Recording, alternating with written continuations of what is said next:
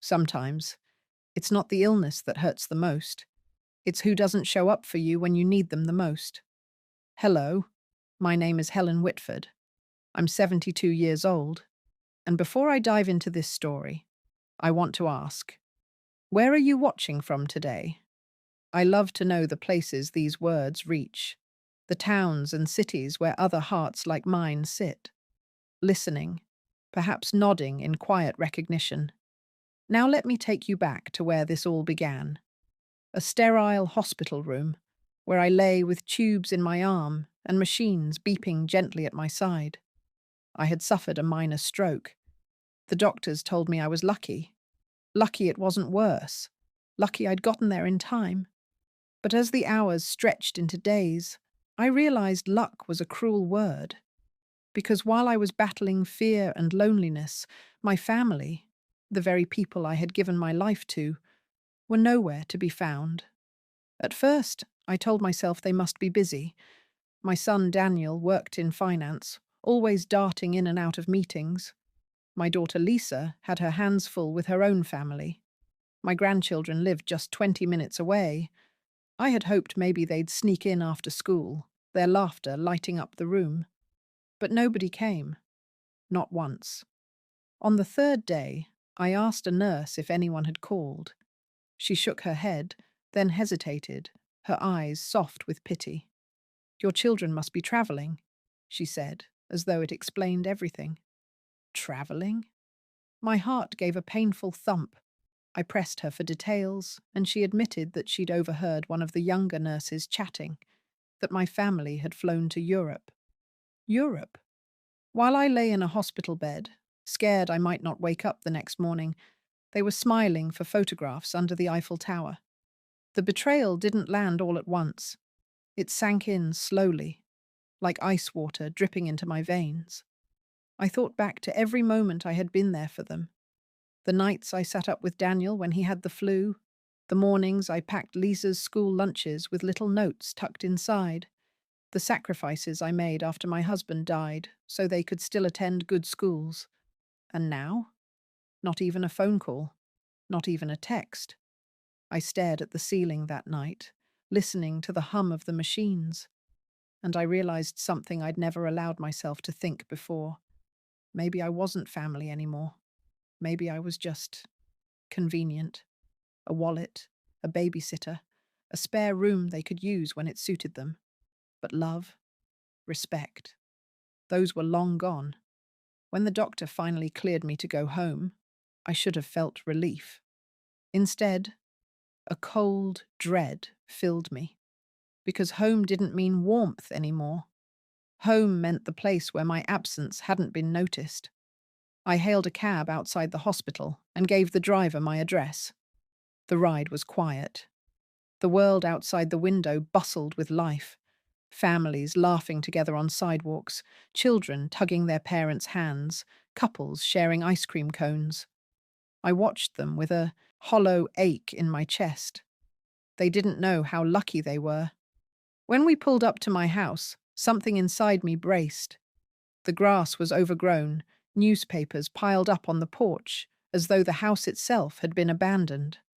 My heart clenched when I saw the mailbox, stuffed to bursting with bills and letters. Not one had been touched.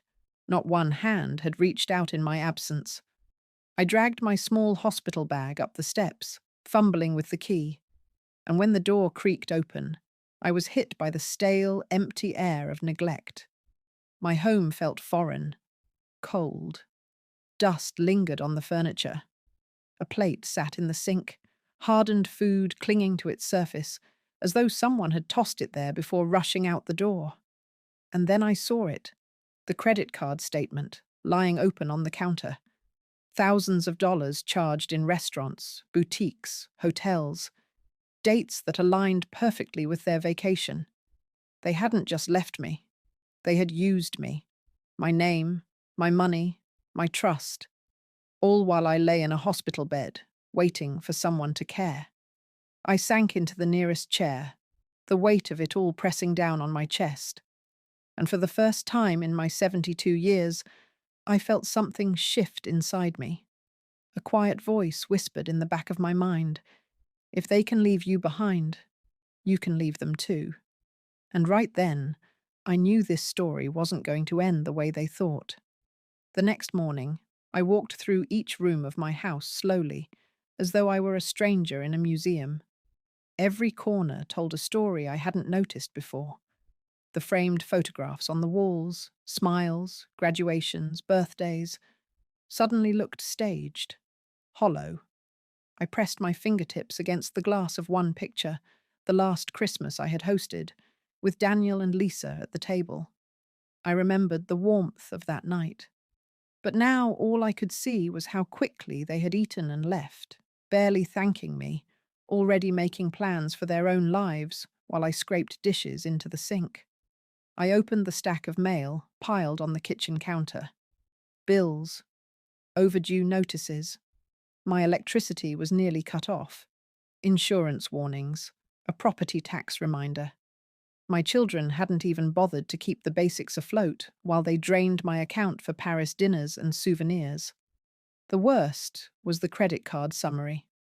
I sat at the table, tracing each line with my finger, my vision blurring with disbelief. Plane tickets to France, luxury hotels, a shopping spree at some boutique I couldn't even pronounce. They had been drinking champagne on my dime while I was eating hospital soup alone. I whispered aloud, though no one was there to hear me. "How could you?" It was then that Mrs. Kendall, my neighbour from across the street, knocked gently on my door. She peeked in with her warm smile, holding a pie dish. "Helen, you're home. I was worried when I saw the ambulance weeks ago. I'm so glad you're all right." Her kindness made my throat tighten. I nodded, forcing a smile. "I'm fine, dear. Just getting back on my feet." She glanced at the empty driveway, then chuckled. "Your kids looked like they were having the time of their lives. I saw them loading up suitcases just last week, heading for the airport. Off to Europe, wasn't it?" Her words landed like knives. I swallowed hard and nodded again, pretending I already knew. "Yes," I said softly. "Europe." When she left, I sank into my chair and let out a long breath. So it was true. Not just gossip. Not an exaggeration. They hadn't even bothered to keep it secret. They had paraded their laughter down my driveway, bags packed, while I was still lying under fluorescent hospital lights. That was the moment something inside me snapped. Not in rage. No, rage would have been too easy. What filled me was colder, steadier, a clarity I hadn't felt in years. I realized that for too long, I had been clinging to the idea of family, of what it should mean. I excused their sharp words, their absence on birthdays, their dismissive laughter when I tried to share stories from my past. I told myself it was just the times, that kids grew up, moved on, didn't have the same traditions we once did. But this, leaving me in a hospital bed, draining my accounts while they toured cathedrals, this was no misunderstanding. This was a choice. And if they had chosen to leave me behind, then I had the right to make a choice too. That night, I lay awake in my bed, our bed, the one I had shared with my late husband for decades. The house felt too big, too empty, and yet suffocating. The silence pressed against my ears. I thought of him, of how disappointed he would be in the children we raised, of how fiercely he had once loved this family. My chest ached at the thought. But then came another feeling. Resolve. I whispered into the darkness. It ends here. No more waiting for phone calls that wouldn't come. No more opening my wallet while they sneered at my old-fashioned ways. No more being the safety net, the doormat, the forgotten mother. The next morning, I reached for the phone. Not to call them, but to make an appointment. A locksmith. If they could walk away from me so easily, then it was time I learned how to walk away from them. The locksmith arrived on a Tuesday morning, his van pulling up quietly in front of my house. A young man, maybe in his 30s, with strong hands and a kind smile. He tipped his cap as I opened the door. "Morning, Mum. You called about new locks?" I nodded firmly. "Yes, all of them. Every door, every entry point. I don't want anyone using the old keys again." He blinked in surprise, then nodded. "Of course. We can take care of that." As I watched him work, the sound of drills and the clink of metal filled the house like music. Each turn of the screwdriver felt like a note of freedom. My children had treated this house as their playground, marching in when they wanted, using the spare key, acting as though my space was theirs to control. Not anymore. From that moment on, my doors would open only for me. When he finished, he handed me a small envelope of new keys. They felt heavier than I expected, almost symbolic. I slid one into my pocket, gripping it tightly, like I was holding on to the first piece of myself I'd reclaimed in years. That afternoon, I stood in the driveway, staring at the car sitting there like a silent witness. It was a faded sedan, a little old, but it had history. My late husband and I had saved for years to buy it outright. I remembered us driving along country roads with the windows down, music on the radio, the smell of fresh fields drifting in. That car had been freedom once. But recently, Daniel and Lisa had scoffed at it. "Why don't you just sell this old thing? You don't even drive anymore," Daniel had said dismissively. Well, I decided perhaps I would sell it, but not in the way they imagined. The very next day, I placed a call to a dealership. Within a week, I had sold the car and transferred the money into a new account, one they didn't know existed. Watching the car drive away was bittersweet, but also liberating. They had mocked it, claimed it was useless. Yet here it was, funding my independence. Still, I knew I needed more than locks and empty driveways.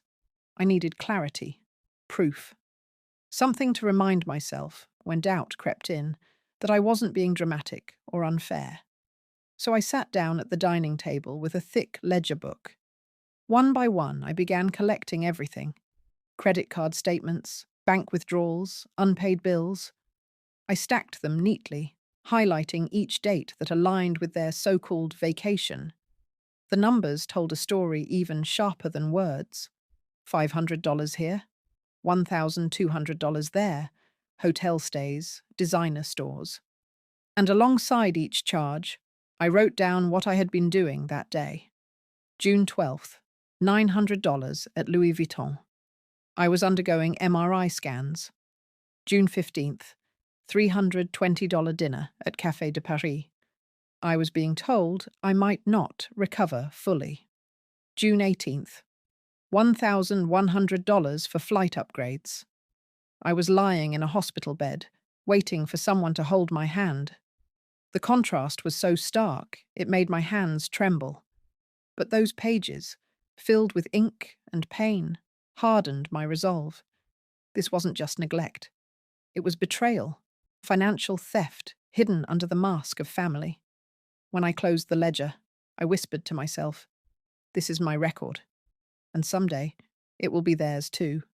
But before I revealed anything, I wanted to ensure that I was truly free.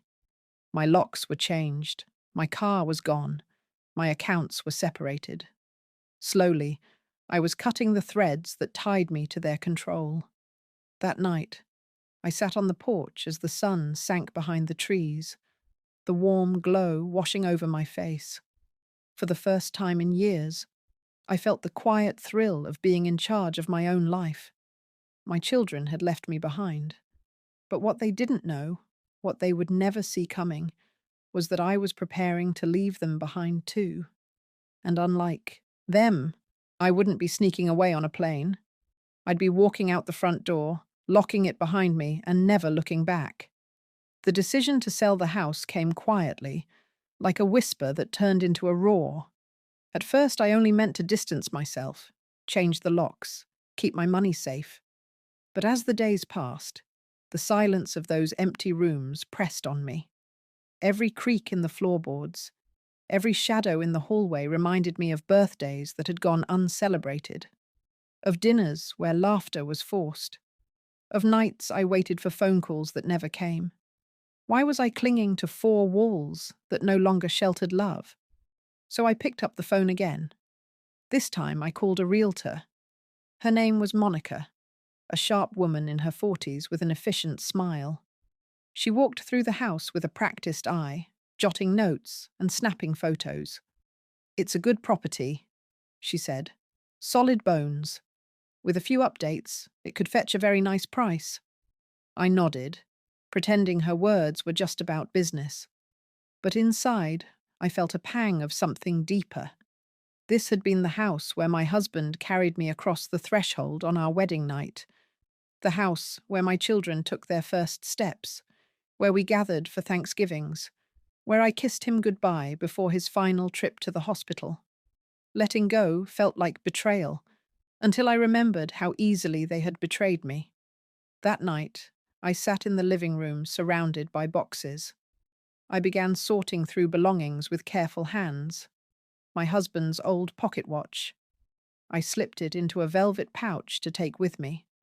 The quilt my mother made when I was a girl. I folded it tenderly, pressing it to my cheek before tucking it away.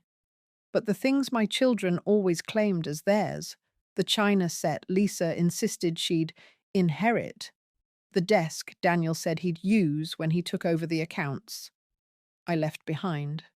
Because they would soon discover something they hadn't expected. Nothing in that house belonged to them anymore. As the realtor prepared the listing, I began quietly selling smaller things. Furniture, paintings, appliances. Strangers came and went, handing me envelopes of cash. Each sale felt like shedding another layer of weight I had carried for far too long. The rooms grew barer, the echoes louder. But instead of sadness, I felt a strange exhilaration. I wasn't just packing, I was reclaiming. The money from the sales went into my private account.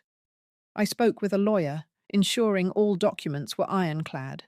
I even updated my will, a step I had avoided for years because I had always assumed my children would handle things responsibly. But now? Number I left specific instructions. Every penny I had would go to charity, to scholarships for children who actually deserved a chance, not to those who had abandoned me when I needed them most.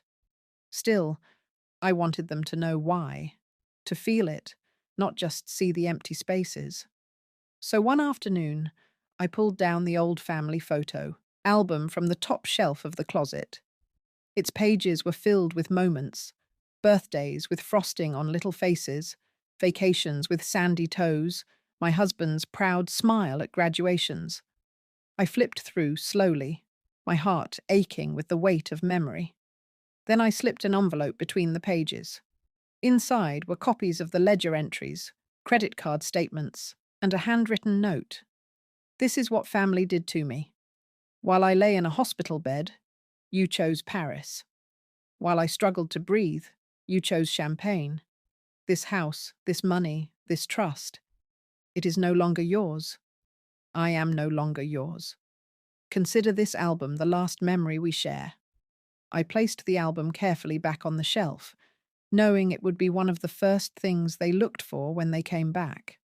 Finally, with everything in motion, I booked a small cottage in a quiet seaside town.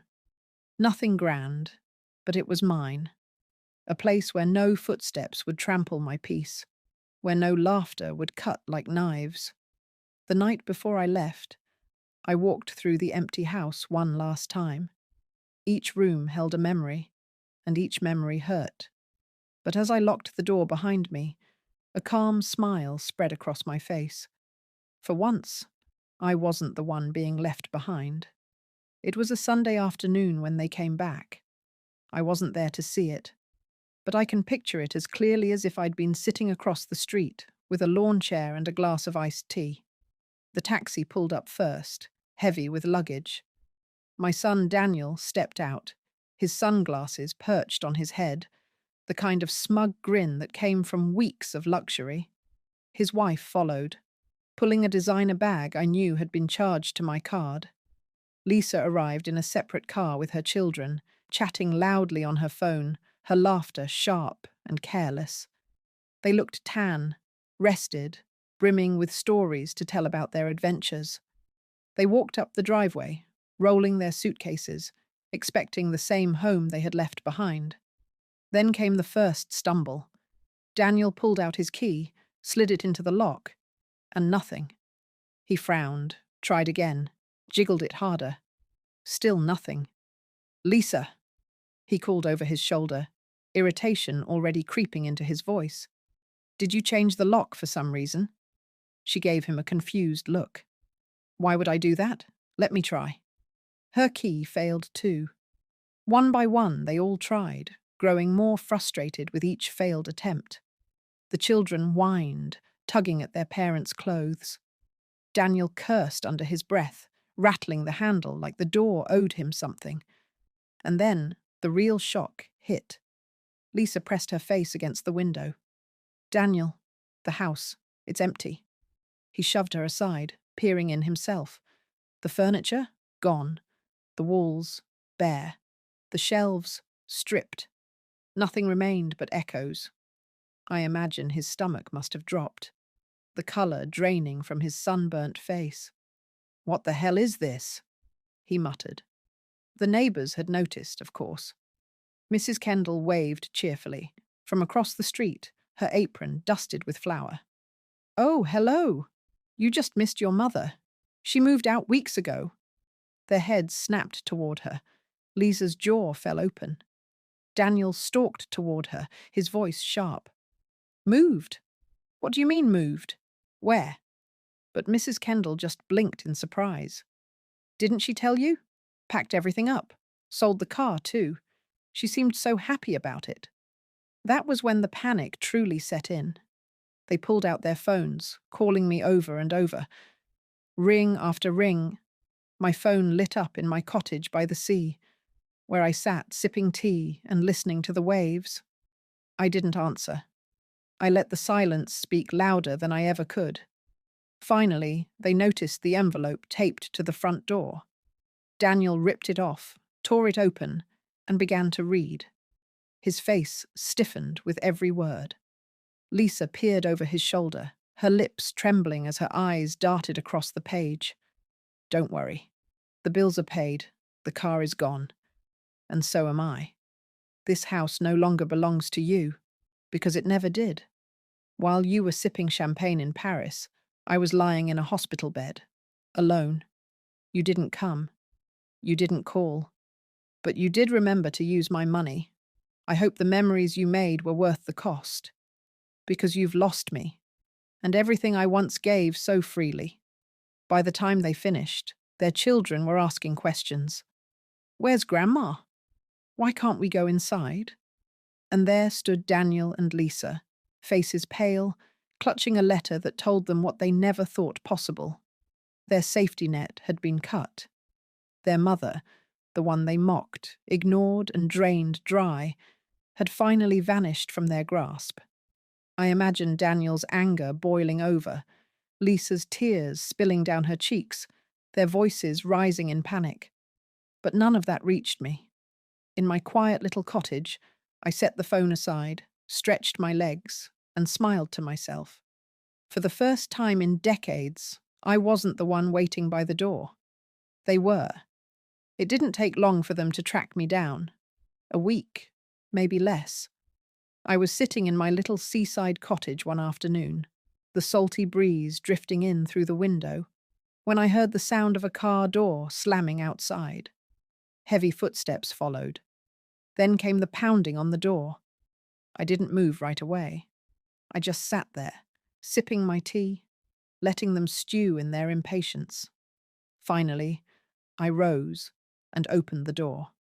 Daniel stood there, his face flushed with anger, his tie loose around his neck, as though he'd driven straight from the city without bothering to adjust himself. Lisa hovered behind him, her eyes red from crying, arms folded tight across her chest. "Mum," Daniel barked, pushing past me into the cottage without asking. "What the hell is going on? The locks are changed, the house is empty, the car is gone. Where is everything?" I shut the door quietly behind him and walked back to my chair. "Sit down if you like," I said calmly. "But I won't be. Yelled at in my own home." He turned to me, eyes blazing. "Our home. That house." "No," I interrupted, my voice steady as stone. "It was never yours. Not one brick, not one blade of grass. Your father and I built that life. I kept it standing after he passed. You only ever took from it." Lisa finally spoke, her voice trembling. "Mum, how could you do this? We came back and everything's gone. We thought you'd be waiting for us." I let out a bitter laugh. Waiting? That's all I ever did. I waited on birthdays for calls that never came. I waited in hospital rooms for visits that never happened. I waited while you drained my accounts, hoping it was a mistake. But when I saw the charges from Paris, when I lay in that bed wondering if I'd live or die, and you were raising glasses of champagne instead of holding my hand, something inside me broke. Daniel's jaw clenched. "We were on vacation. You could have told us you were in the hospital. You are my children. I shouldn't have had to beg for your presence. Love is not something that waits for a scheduled phone call. And don't pretend ignorance. Because you knew. You chose Europe over me." Silence filled the room, broken only by the crash of waves against the shore outside. Lisa's eyes brimmed with tears. "But the house, the inheritance. We thought—" "That's exactly the problem," I cut in sharply. "You thought of me as a bank account, as a deed, as a future payout. Not as a mother, not as a person. So I made my choice. The house is sold. The money is in accounts you cannot touch. And my will?" I leaned forward, my voice cold but calm. "Not a penny goes to either of you. Every cent will go to causes that honor people who know the meaning of compassion. Children who actually need a chance, not grown adults who abandoned their mother." Daniel's face turned red, his hands balling into fists. "You can't just cut us off like this." I met his glare with unwavering eyes. "I already did." Lisa broke then, sinking into a chair, covering her face with her hands. We thought you'd always be there, that you'd forgive us." My chest ached at the sight, but I didn't soften. I was there. For decades. I gave until there was nothing left. And what did you give me in return? Silence. Debt. Betrayal. You don't get to play the part of grieving children when you never played the part of loving ones. They sat in stunned silence. For the first time, I think they realized I wasn't bluffing, that I wasn't just an old woman they could guilt into submission. Finally I stood, moving to the door. "You should go now." Daniel's mouth opened to argue, but something in my eyes stopped him. Lisa rose slowly, her shoulders sagging, her face streaked with tears. Without another word, they walked out. As the door clicked shut behind them, I exhaled deeply. My hands trembled, but my heart felt strangely light. For the first time in my life, I had spoken the truth without fear. And for once, they had been forced to listen. The cottage is quiet now, except for the steady rhythm of the waves outside my window. Sometimes I sit on the porch in the evenings, wrapped in a shawl, watching the sun melt into the horizon. The gulls wheel above, the air smells of salt and lavender, and I think to myself, this is peace. This is mine. It has been weeks since that confrontation. Daniel and Lisa tried to call again, but I let the phone ring. There are no more frantic knocks on my door. No more guilt-ridden letters slipped under it. Perhaps they finally realized that their old tricks don't work anymore. Or perhaps they've simply given up. Either way, the silence is a gift. I won't lie to you. It hurts. A mother's heart never stops aching, even when it's been broken beyond repair. There are nights when I wake up wondering if I was too harsh, if I should have given them one more chance. But then I remember the hospital bed, the empty chair beside me, the credit card statements with their Paris dinners, and I remind myself, I didn't abandon them. They abandoned me. People often talk about growing old as though it's only about aches and wrinkles, about canes and prescriptions. But what nobody tells you is how heavy betrayal feels when it comes from the people you loved most. It's not your bones that weigh you down, it's disappointment. But here's what I've learned. You can set that weight down. I changed the locks, sold the car, and left behind the house because I finally understood something simple. Family is not defined by blood or by the walls you share. Family is defined by love, respect, and presence. And if those things aren't there, then all you have is strangers with your last name. I have found my peace in this little cottage. My neighbours stop by with pies and kind words. I walk along the shoreline and greet fishermen hauling in their nets. Sometimes, the grandchildren of the couple next door visit me, and we sit together, drawing pictures in the sand. They listen to my stories with wide eyes, and in their laughter, I hear something I thought I'd lost: belonging. And maybe, just maybe, that's where my legacy will go. Not to those who treated me as a wallet, but to children who know kindness when they see it. So if you're watching this, and you've felt that sting too, being overlooked, being treated as though your years of sacrifice meant nothing, I want you to hear me. You are allowed to walk away. You are allowed to choose peace over pain, dignity over duty, self-respect over sacrifice. I spent 72 years waiting for love to come back the way I gave it. It never did. And that's all right, because I've finally stopped waiting. Now I wake up to the sound of the sea, to the warmth of sunlight on my face, to the joy of knowing that my life is finally mine again. And that is worth more than any inheritance, any title, any fleeting approval from those who never valued me to begin with. So tonight, when I close this journal and set my teacup on the table, I'll whisper a quiet thank you, not to them, but to myself. Thank you for finally walking away. Thank you for choosing freedom. Thank you for remembering that I was always worth more than their neglect. And maybe, just maybe, I'll whisper it to you too, wherever you are, whoever you are, listening to my story tonight. Don't wait as long as I did. Your peace is waiting. Go claim it.